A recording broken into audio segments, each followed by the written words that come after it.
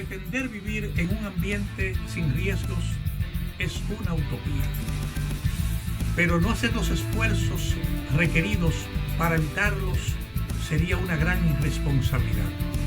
Por eso, cada semana contribuiremos contigo para que puedas alcanzar el pleno desarrollo de tus potencialidades, el logro de tus metas más preciadas, la oportunidad de disfrutar una vida saludable y la seguridad a los que tienes derecho. Contribuiremos proactivamente con el desarrollo sostenible que mereces. Es mejor prevenir.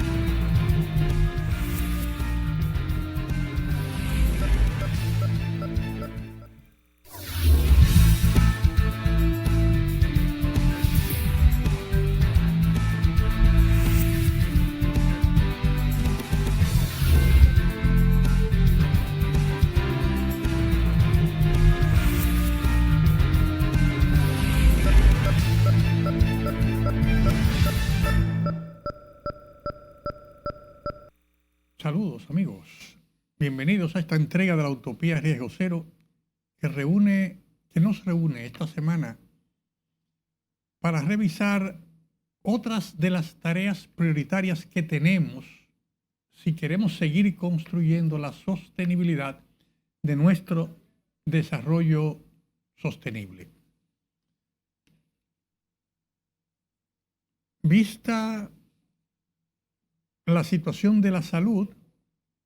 como una prioridad capital y visto el tema del saneamiento ambiental, del medio ambiente, el agua, como componentes claves de ese primer enfoque capital para determinar una vida saludable, debemos dar el paso siguiente al hábitat, a la vivienda. Y para revisar las tareas pendientes en el tema de vivienda en nuestro país, debemos hacer un enfoque histórico del desarrollo del hábitat en nuestro país, donde en los últimos, 65 años, 65 años, de manera progresiva, se ha ido agravando las condiciones de habitabilidad en los entornos, tanto urbanos como suburbanos, y podemos decir que en manera significativa en algunos entornos rurales, porque en la apertura económica y de oportunidades que se dan posterior al fin de la tiranía que controló la vida nacional en la primera mitad del siglo pasado,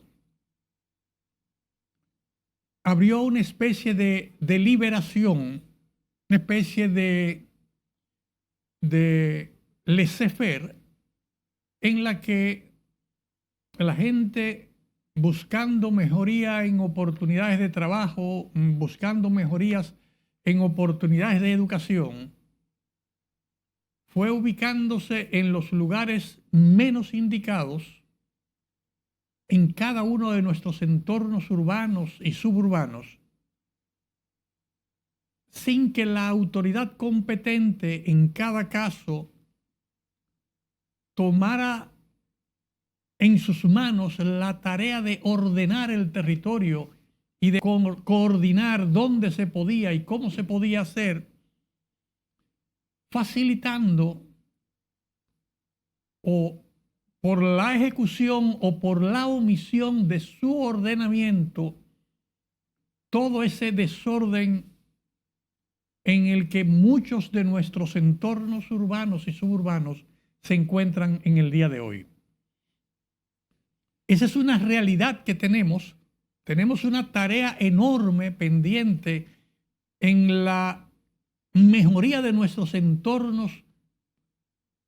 habitables, urbanos y suburbanos,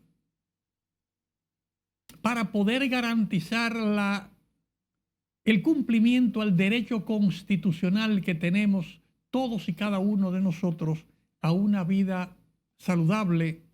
disponiendo de una vivienda que nos garantice un techo seguro a nosotros y a todos los miembros de nuestras familias, de tal manera de que sea posible alcanzar el pleno desarrollo acorde al potencial de cada uno de los individuos que conforman nuestra sociedad. Hoy analizaremos el tema hábitat en sentido general y las tareas a las que debemos abocarnos, tanto nosotros, los seres humanos, los que habitamos en el territorio, las tareas que tenemos, las tareas que tienen los gobiernos locales, las tareas que tienen las sectoriales correspondientes en nuestro país y una ligera, digamos, visión histórica de la problemática en un contexto global que nos permita a nosotros, como República Dominicana, entender el riesgo, cuál es el precio que se paga cuando no se hace lo correcto y qué ha pasado en otras sociedades, en otras épocas y quizás en esta misma, y cómo eso ha, podemos decirlo así, cómo eso ha contribuido al retraso del desarrollo sostenible en los territorios donde no se ha sabido o no se ha podido hacer la tarea correspondiente en cada caso. No se vayan, queridos amigos, porque hoy conversaremos acerca de cómo garantizamos ese desarrollo sostenible, garantizando un hábitat adecuado que nos permita tener un techo seguro para nosotros y cada uno de los que cohabitamos en el territorio. En breve continuamos con ustedes en esta entrega de la Utopía Riesgo Cero.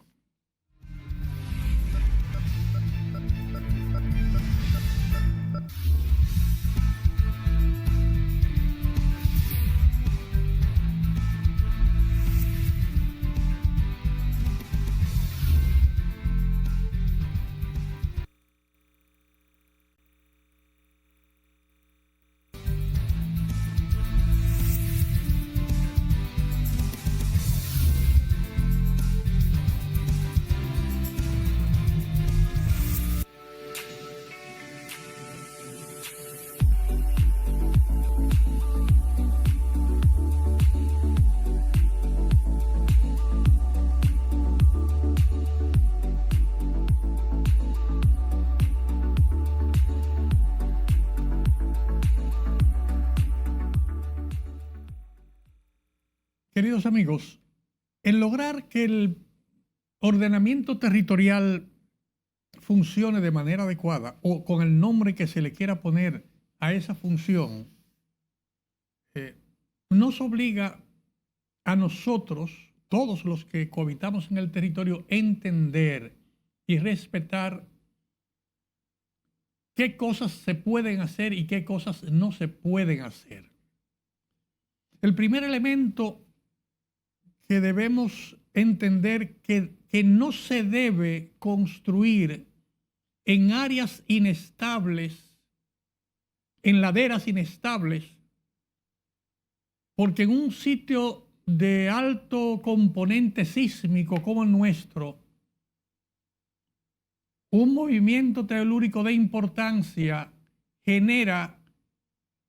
movimiento y deslizamientos que afectan a todas las construcciones que estén asentadas en esos lugares inestables, y también nos afecta si estamos en la parte baja, porque al caerse o al destruirse o al deslizarse esas construcciones que están en esa ladera inestable, afecta a todos los que estemos asentados en la parte baja. Hay laderas inestables que no deben utilizarse porque es probable que hayan sido taludes que se hicieron al construir una vía de acceso, al cortar una montaña o una vía de acceso en esos taludes que son necesarios para que la escurrentía del agua se movilice y que fueron destinados o deben estar destinados a garantizar una reforestación y una protección de las márgenes de nuestras vías, no debe, está por demás prohibido en determinadas vías expresas, como la autopista Duarte, como el expreso 6 de noviembre, todo un corredor ecológico en ambos lados de la vía que garantizan o establecen que una cantidad significativa, 50 metros promedios al lado de cada vía, deben reservarse exclusivamente como área verde, un corredor ecológico, con la intención primero de garantizar la estabilidad de esos terrenos y evitar que el derrumbe que se pueda presentar afecte la calidad de la circulación, y en segundo lugar, garantizar dentro de lo que se puede la vida de todos aquellos que de una manera inadecuada han dedicado esfuerzos, recursos y tiempo en establecer viviendas o negocios en esas vías. Esa es una tarea que tenemos pendiente, porque donde quiera que nos movemos, independientemente de la regulación y del estudio de impacto ambiental que se hizo previo a trazar esa vía y al orden de regulación establecido para preservar la vía con esos corredores ecológicos, en la práctica hay una intervención de manera sorprendente a la vista de todo el mundo. Basta ver todas las intervenciones que se han dado a ambos lados de la autopista 6 de noviembre y que se siguen dando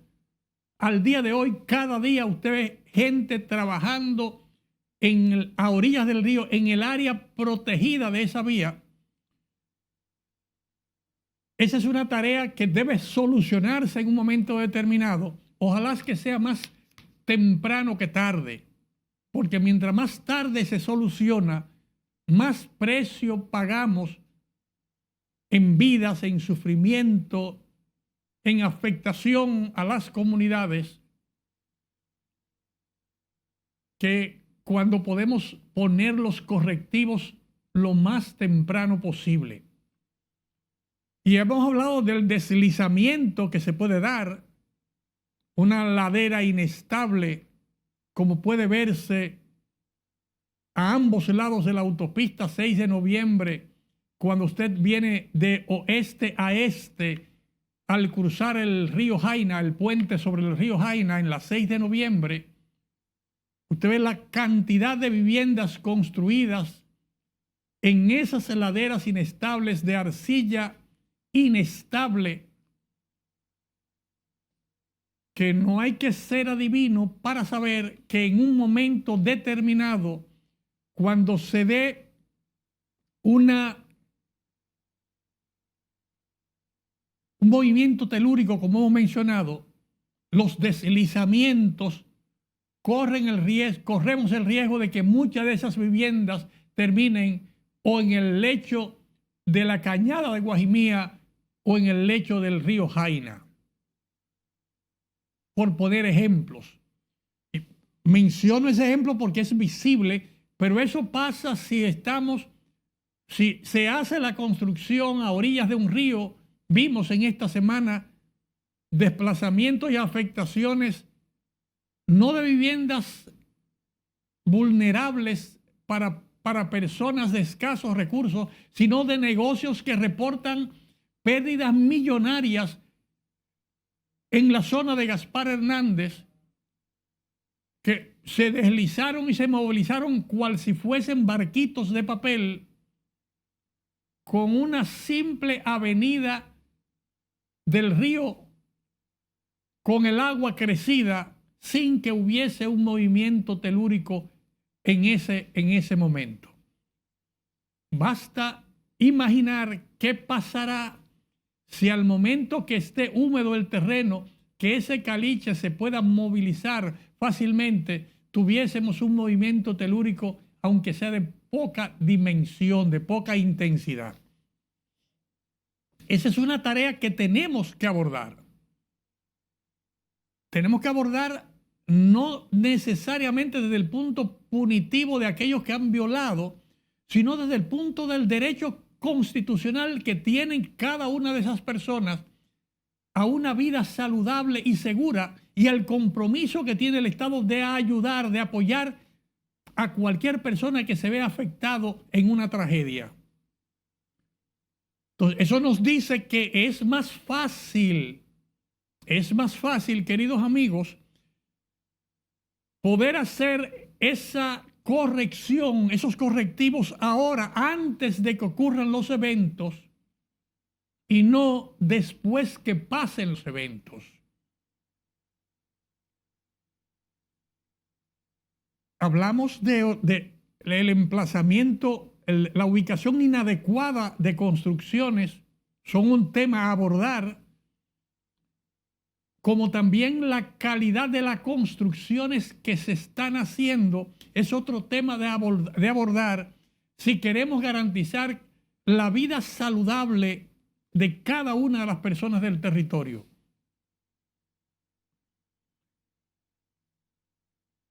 Inexplicablemente,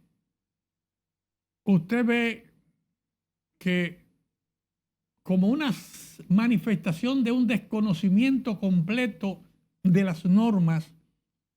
una construcción de 4, de 5 niveles en un terreno inestable, construido sobre una primera construcción que se hizo en bloques de 6, a veces sin respetar las normas y las buenas prácticas conocidas. Esa es una realidad que tenemos. Entonces, mientras evaluamos qué posibles soluciones hay que darle a esas realidades que tenemos ahí, a la luz de las experiencias de lo que vivimos con el terremoto en Haití, o como otros terremotos en Medio Oriente, terremotos en múltiples comunidades fuera del país, a la luz de eso, lo que debemos hacer para evitar que el impacto de esos eventos pueda atrasar, no tan solo proteger a la gente, sino atrasar el desarrollo de nuestro país 50, 60, 100 años, como ha ocurrido en otros países. ¿Qué cosas podemos hacer ahora para garantizar la seguridad de esas personas? También tenemos que garantizar que no se siga haciendo lo mismo de manera inadecuada. Hay una tarea de reforzar los departamentos de ordenamiento territorial y de construcción de cada uno de los gobiernos locales o de las sectoriales correspondientes, de tal manera de que podamos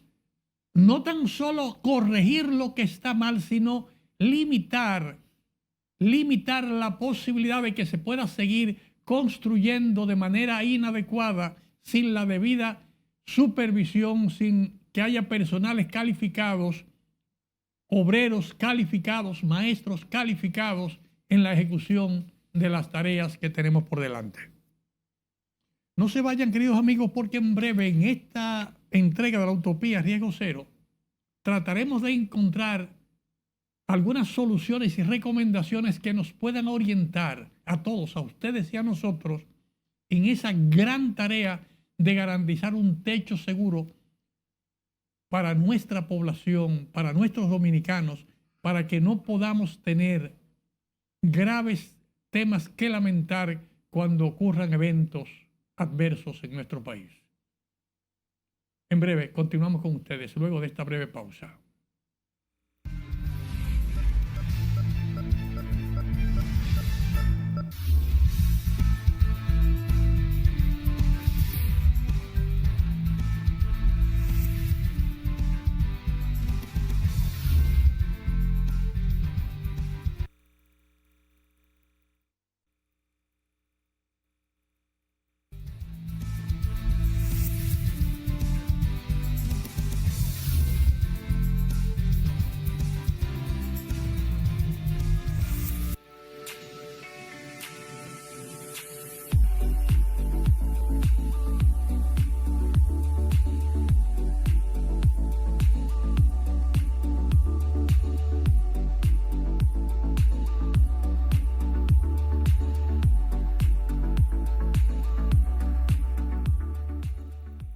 Queridos amigos, conversando acerca de la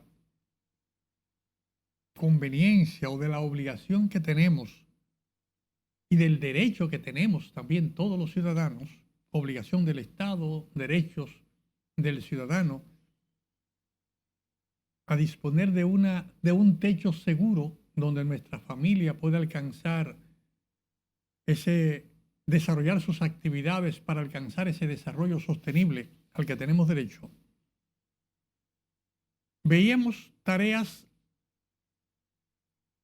prioritarias que hay que hacer para corregir cosas que están mal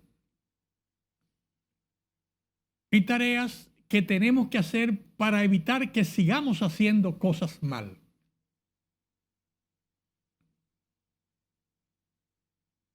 Dentro de las tareas que podemos hacer para evitar, queremos revisar con ustedes un tema que nos mueve a gran preocupación. Muchas afectaciones ocurren en hogares o en las personas que habitan en lugares o en habitaciones, digamos, ubicadas en los entornos de vías expresas, una vía rápida. El expreso 6 de noviembre, la circunvalación de Santo Domingo, la circunvalación de Santiago. O sea, esas vías rápidas están concebidas para que los vehículos se desplacen rápidamente de un punto a otro sin las obstrucciones ni los bloqueos que implica el tránsito cotidiano en un entorno urbano citadino. Las velocidades de tránsito de los vehículos que se desplazan son diferentes. La cantidad de vehículos que se desplaza es diferente. Por ende, cuando se modifica el entorno de esa vía rápida, por ejemplo, hacíamos el comentario de los laterales del expreso 6 de noviembre que garantiza una conexión rápida del centro metropolitano de nuestro país, el principal centro metropolitano, el Gran Santo Domingo, con toda la región sur del país y parte del Cibao. Se conciben esas vías rápidas y esos distribuidores de tránsito que permiten dejar la parte urbana y conectarse con la parte de la vía rápida para facilitar el tránsito. Pero cuando permitimos que la gente haga casas y viviendas, a veces edificios de apartamentos o a veces un grupo de casitas humildes en madera o de manera improvisada, a veces construcciones comerciales o centros de producción, estamos cometiendo el gran error de desnaturalizar el efecto de la vía rápida que todos solicitamos y que todos necesitamos para poder llegar rápidamente al destino, porque ese movimiento de personas que salen a cruzar de un lado a otro de la vía, cruzando la vía a pies, o el movimiento de motores que salen de su vivienda o del trabajo para incorporarse a la vía rápida, o de vehículos que salen para incorporarse a la vía rápida. ¿Y por qué no decir así? El volumen de tránsito que se para a negociar, a comprar, a entrar a estaciones de servicios o a comprar en una fábrica o a cruzar de un lado a otro de la vía, genera situaciones de altos riesgos que generalmente aportan un número significativo de las víctimas de accidentes de tránsito, de los afectados por accidentes de tránsito en las estadísticas nacionales. O sea, en lugar de facilitar la vida y asegurar la vida de las personas a las que le estamos permitiendo ubicarse en una zona que no está destinada para vivienda, lo que estamos es dándole permiso para que se conviertan en una estadística más, tarde o temprano, víctima de los accidentes que se van a generar, porque lo que está permitido, esa no es una vía urbana para movilizarse los vehículos a 40 o a 50 kilómetros por hora, es una vía generalmente rápida cuyas velocidades pasan de los 80 o los 100 kilómetros por hora permitidos. Solamente basta revisar los puntos de calor que reflejan los accidentes que ocurren en las vías rápidas de nuestro país para darnos cuenta la vinculación que tienen esas estadísticas con el asentamiento de viviendas o el establecimiento de actividades comerciales en los entornos, generando un flujo inusual y que no debería estar permitido en esas vías. Todo el que sabe que cuando se van a hacer esas vías rápidas, se hace un estudio del desplazamiento que va a haber y la velocidad permitida en nuestro país y en otros países del mundo. Al hacer esa vía rápida, se dejan unos terrenos a ambos lados de las vías, de tal manera de que puedan desarrollarse en un momento determinado, cuando los recursos lo permitan o cuando la demanda de utilización de las áreas de los terrenos circundantes vayan a impulsarse, trabajar con unas calles laterales para la movilización interna de esos terrenos, de los usuarios de los terrenos, que les permita en esas marginales movilizarse con seguridad e incorporarse o salir de la vía rápida sin ningún tipo de riesgos. En el diseño y concepción de la 6 de noviembre se estableció que una cantidad de aproximadamente 30 metros en cada uno de los márgenes laterales de esa vía no puede construirse, tiene que estar destinado para esa conexión interna, lateral,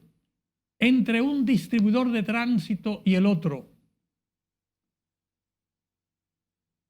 La comunicación entre el distribuidor de tránsito de la 27 de febrero y 6 de noviembre, esos laterales estaban claramente establecidos o están claramente establecidos, pero hoy están perdidos en una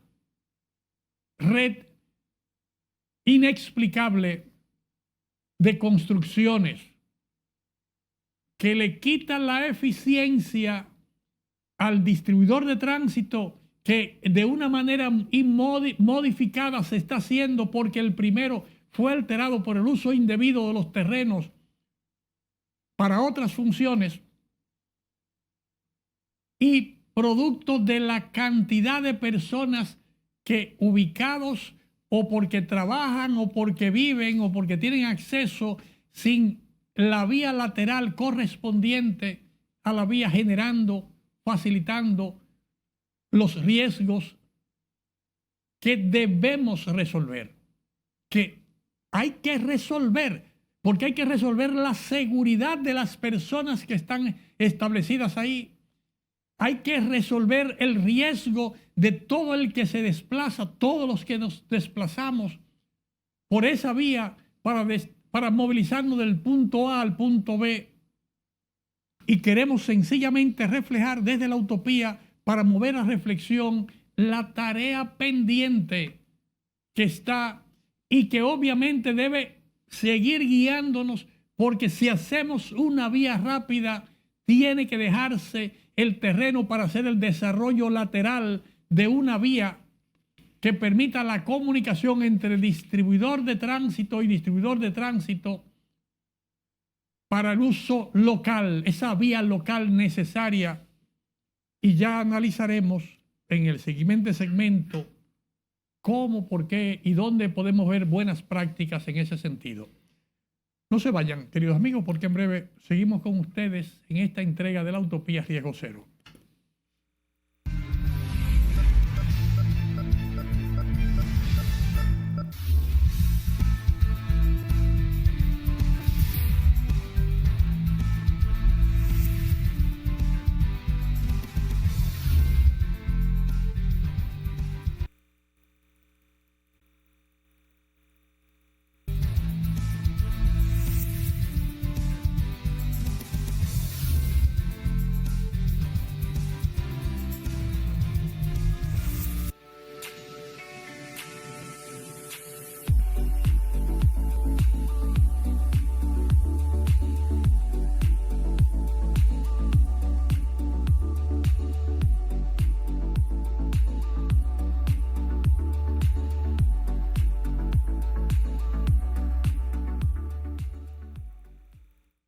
Queridos amigos,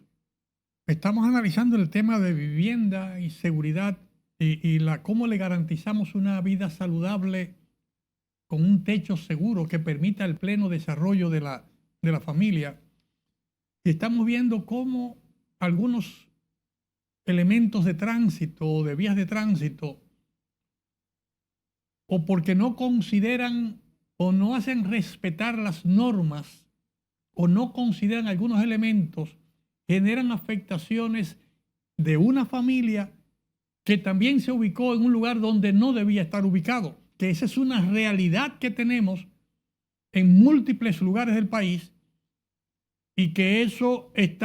nos está afectando porque no le podemos garantizar, no hay forma de garantizar al 100% la seguridad a las personas que están en ese territorio. Es una práctica muy común en el territorio ver que tan pronto se está abriendo una carretera o hay movimiento por la carretera, las personas se hacen un negocio en la orilla de la carretera. Independientemente de lo que pasen por ahí, sean camiones a alta velocidad o por lo que sean vehículos que se desplazan con un desplazamiento interurbano o de vehículos de un departamento urbano. O sea, toda esa falta de respeto a la norma de protección y seguridad que establecen que la vía de acorde a su uso debe tener una dimensión para los carriles, debe haber una protección lateral para separar el área en la que se desplaza el vehículo y en el que se desplaza el peatón, que debe estar claramente definida el área por donde va a escurrir el agua hasta los puntos que le permitan ser conducida a uno de los arroyos o cañadas o alcantarillas que garanticen la protección de esa vía, de esa inversión en hacer la vía que esa comunidad necesita. Que independientemente de eso, estamos permitiendo que las personas estén en el sitio inadecuado. Estamos permitiendo que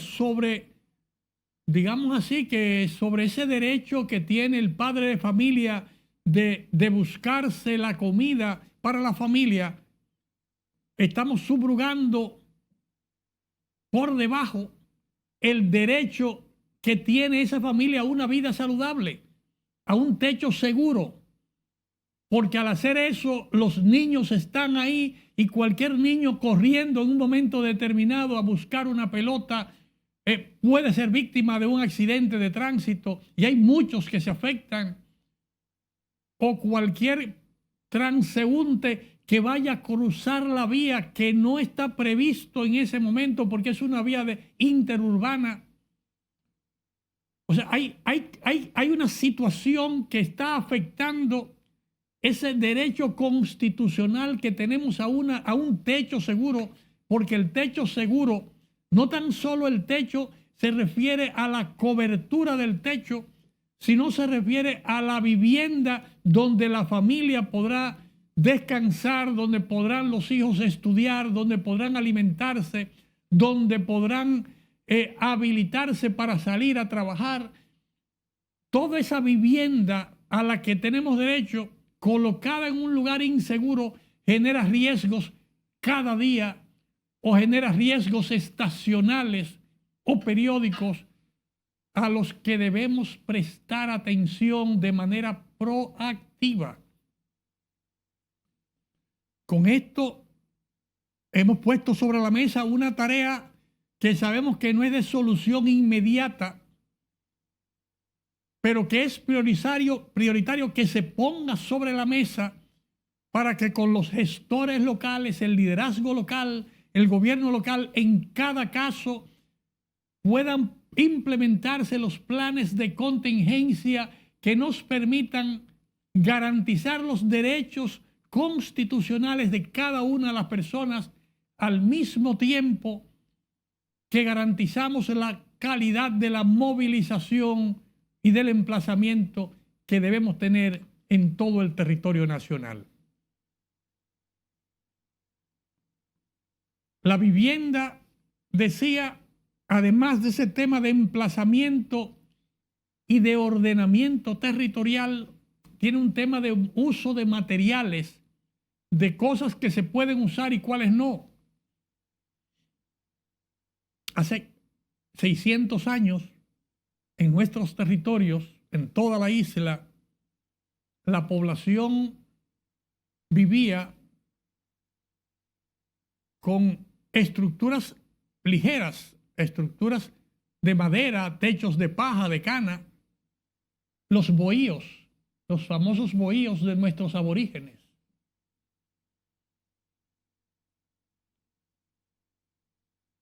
Y solamente ver la tipología de esa vivienda, un techo de cana redondo, nos debe mover a reflexión por qué tenían un techo de cana redondo en una zona donde habían huracanes.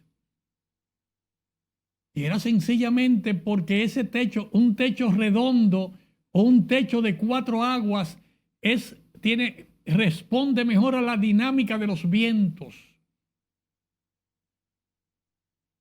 Muchas veces el viento es de 50 o de 100 kilómetros por hora y solamente despeina el techo. Y si la madera está bien colocada, es madera de buena capacidad, no está en malas condiciones, si está bien asentada en la tierra esa construcción, es probable que ese bohío, ese kiosco, que hoy sería lo que tenemos, un kiosco, un gazebo, resista sin problemas velocidades del viento de 100, 90 kilómetros por hora. Y en la mayoría de los casos se despeine y la misma lluvia vuelve y le arregla el peinado de nuestros tejados de cana. Pero resulta que la modernidad y la seguridad y la tranquilidad nos llevó en un momento determinado a poner los techos de zinc sobre madera. Los techos de zinc sobre madera que en la mayoría de los casos han sido viviendas de 2 aguas desde tradicionalmente hechas siglo XVII, XVIII, principio del siglo XX. Basta recordar los estragos del ciclón San Zenón en Santo Domingo, que prácticamente devastó casi el 80% de las construcciones de las viviendas que habían, porque si el techo es de 2 aguas, la dinámica del viento tiende a destechar con suma facilidad. Un techo de zinc no resiste vientos huracanados como los que normalmente afectan a nuestro país, que superan los 150 kilómetros por hora. Techo de zinc de 2 aguas en una construcción ligera, por buena que sea la madera, desprende el techo de zinc. Desprende el techo de zinc colocado en estructuras metálicas, almacenes, revienta el golpe las paredes de los almacenes con paredes de zinc, paredes ligeras. Hay una dinámica clave en donde en la práctica en nuestro país solamente los techos de 4 aguas, techos casi similares a ese bohío taíno, construido a 4 aguas, donde el golpe del viento se moviliza en torno a la estructura sin poder levantarla desde un lado, desde el ala norte o el ala sur. O sea, esa estructura de 4 aguas es la que ha garantizado sobrevivir, y basta ver algunas viviendas victorianas con techo tipo victorianas, con techo de zinc de 4 aguas, con construcción en madera sólida, que no está en mal estado, que el zinc está clavado, está atornillado adecuadamente para sobrevivir. Debemos estar conscientes de que esa tarea el tipo de vivienda que debemos hacer y debemos garantizar a la población debe ser una vivienda que nos permita, con un mínimo de seguridad, garantizar ese techo seguro. Veamos en la última parte de nuestra entrega del día de hoy a qué cosas debemos prestarle atención, cómo podemos hoy contribuir a reducir eso y qué cosas debemos evitar hacer. No se muevan, queridos amigos, porque en breve continuaremos, después de esta breve pausa, con la parte final de nuestra entrega de la Utopía Riego Cero.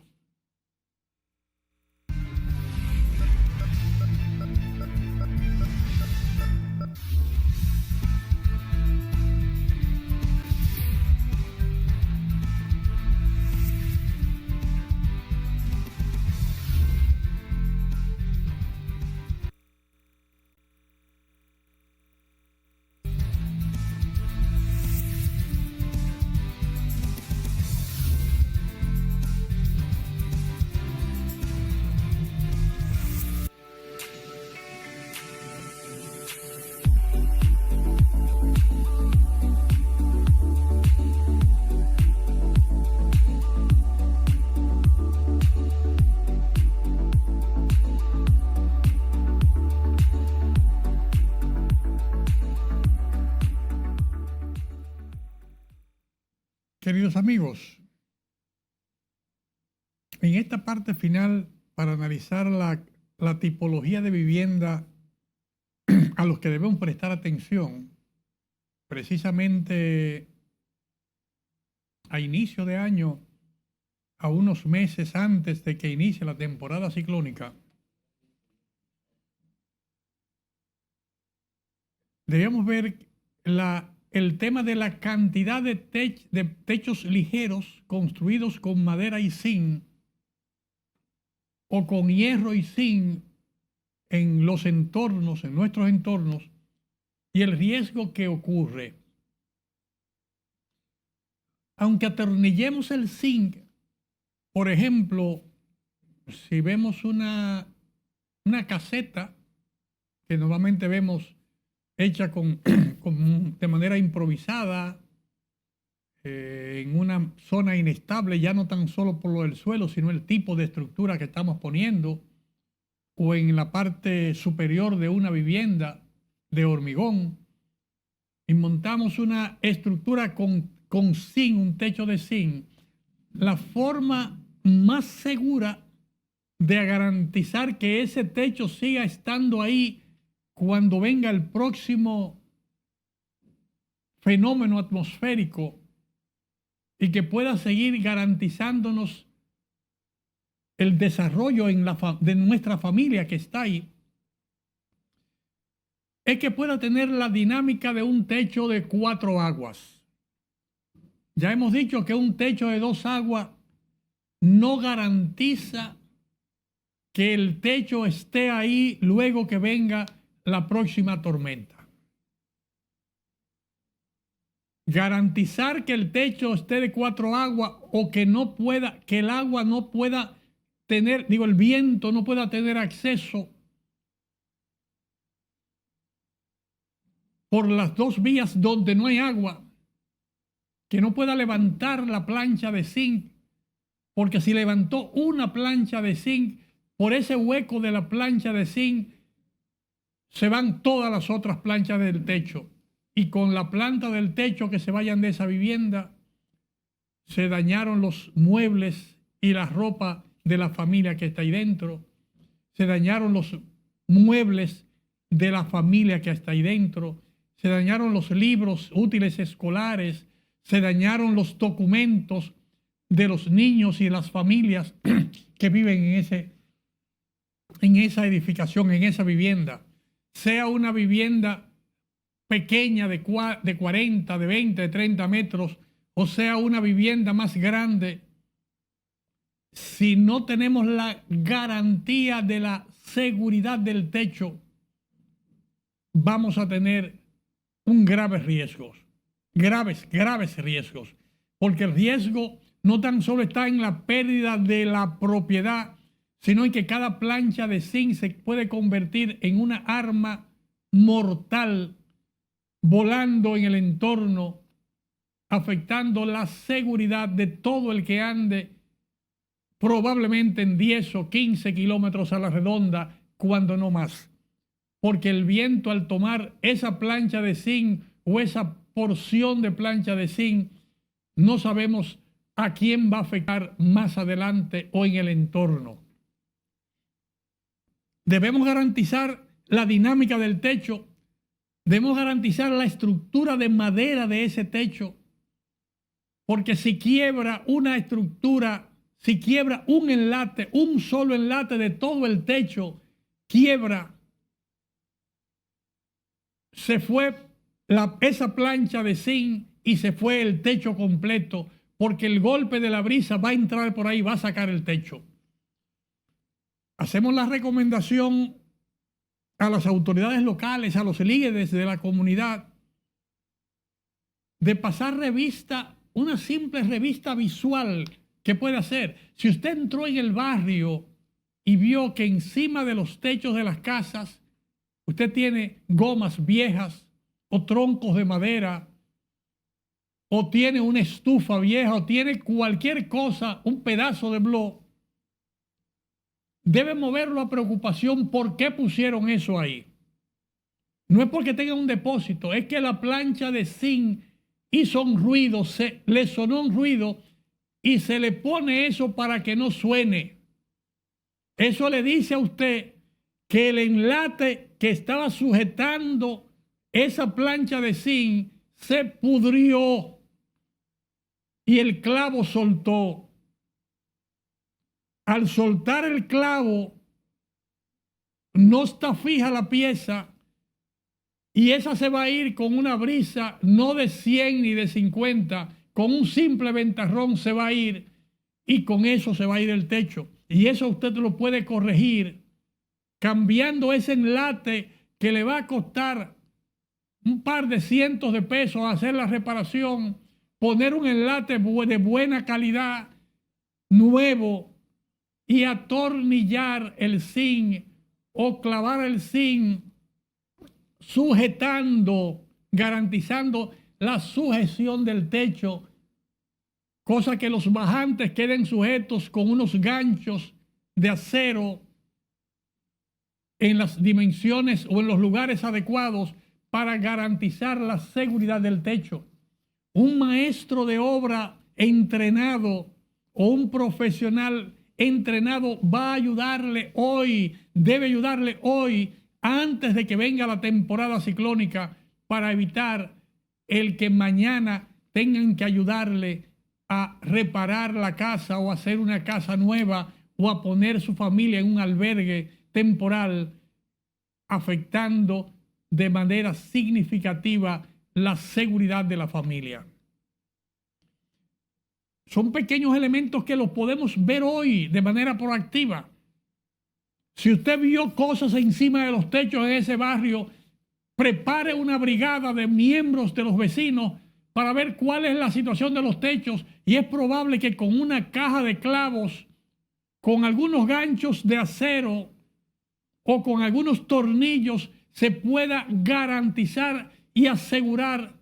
las condiciones de esos techos. Es probable que si va a hacer una construcción nueva con techo ligero de zinc, discuta, revise con los promotores el riesgo que hay de la colocación de zinc en techos de 2 aguas, del riesgo de hacer una vivienda con paredes, con paredes y techos de zinc y estructura metálica, porque esa vivienda nadie le asegura que soporte la velocidad de los vientos de la siguiente tormenta, y todo el esfuerzo que hagamos hoy, todos los recursos que pongamos hoy, probablemente mañana nos lamentemos porque el daño puede que sea mayor que la ayuda que le ofrecimos a esa familia. Muchísimas gracias, queridos amigos. El tiempo hoy se nos hizo corto para poder ver el tema de la seguridad del techo, pero esperamos que las inquietudes compartidas con ustedes les motiven a reunirse con técnicos, con vecinos, con tomadores de decisión, para tomar hoy las acciones que van a garantizar la seguridad suya y de su familia en el futuro próximo. Hasta la próxima. Nos encontraremos por esta misma vía, por estos mismos canales, a esta misma hora, en otra entrega más de la Utopía Riesgo Cero, queridos amigos.